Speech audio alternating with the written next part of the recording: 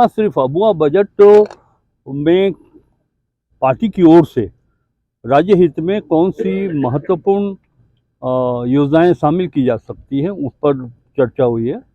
और यह भी चर्चा हुई है कि वैसी योजनाएं जिसमें केंद्र और राज्य की भागीदारी है, तो केंद्र का अंश राज्य को नहीं मिल रहा है, जिसके कारण योजनाओं के क्रियान्वयन में प्रभाव पड़ रहा है, तो इस पर भी चर्चा हुई है।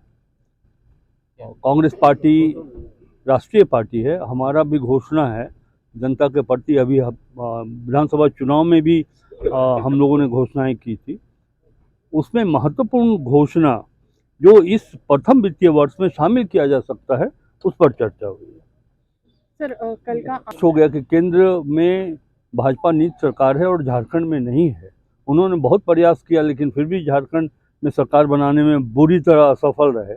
इसी का परिणाम है कि झारखंड को जो हक मिलना चाहिए था, जो अधिकार मिलना चाहिए था, हम भी जो रेवेन्यू देते हैं भारत सरकार को, वो किसी राज्य से कम रेवेन्यू हम नहीं देते।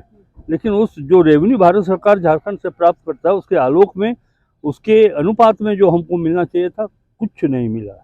62 पेज का बजट भाषण है, उसमें झारखंड का कहीं नामो निशान तक नहीं। आप समझ सकते हैं कि मैं ये कह रहा हूँ कि ये दुर्भाग्यपूर्ण बात है। जब इंदिरा जी प्रधानमंत्री होती थी, राजीव जी प्रधानमंत्री होते थे, या मनमोहन सिंह जी प्रधानमंत्री थे, भले ही उनकी सरकार किसी राज्य में नहीं हो, फिर भी वो इस तरह से अंतर नहीं किया जाता था। उस राज्य को जो मिलना था वो केंद्र सरकार देती थी। लेकिन अब तो जो मानसिकता बन गई भारतीय जनता पार्टी की नीति वाली सरकार की, कि अगर झारखंड में उनकी सरकार नहीं है तो झारखंड को किनारे करो।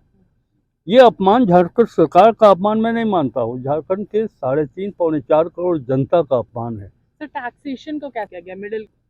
उन्होंने कहा है कि संभवतः 12 लाख रुपया है। 12 लाख रुपया जिनका इनकम होगा उस पर वो टैक्स से बरी रहेंगे।